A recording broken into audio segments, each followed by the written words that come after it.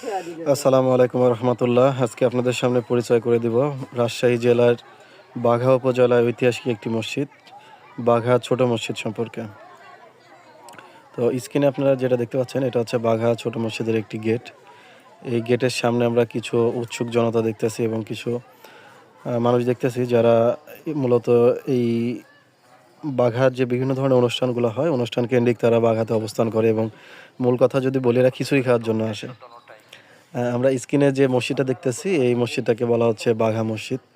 এই মসজিদটা অনেক চমৎকার একটি মসজিদ। এটা সুলতানি আমলের একটা মসজিদ, 15 থেকে 16 শতকের একটা মসজিদ।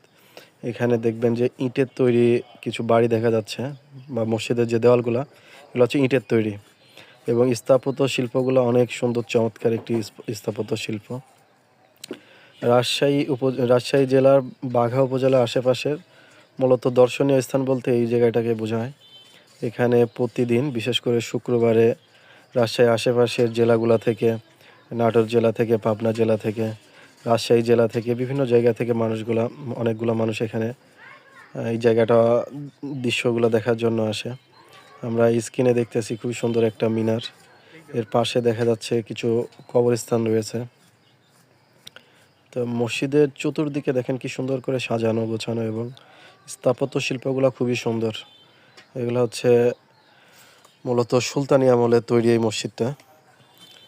এই মসজিদে আশেপাশের গ্রামগুলো থেকে যে মানুষগুলো আসে, এদের মধ্যে অধিকাংশ হচ্ছে মেয়ে মানুষ।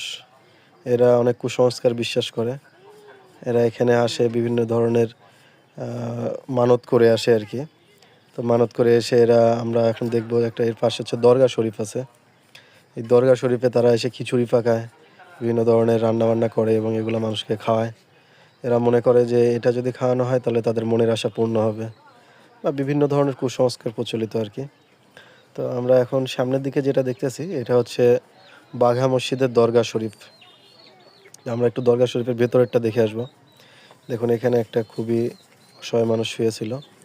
এটা হচ্ছে বাঘা মসজিদের দরগা শরীফ। বাঘা জেলা, কী বলে, রাজশাহী জেলার বাঘা উপজেলার একটা মসজিদ। এখানে অধিকাংশ মেয়ে মানুষ দেখতে পাবেন। এখানে ছেলে মানুষ খুবই কম, মেয়ে মানুষ বেশি থাকে এখানে। তো এই যে এই জায়গাটা যেটা দেখতেছেন, এখানে মূলত খিচুড়িগুলো রান্না করা হয়।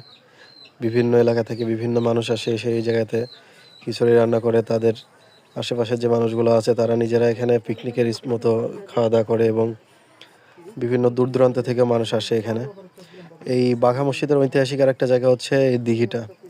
এটা অনেক চমৎকার একটা দিঘি। এই দিঘিতে দূর দূরান্ত থেকে যারা দর্শনার্থী আসে এখানে গোসল করে।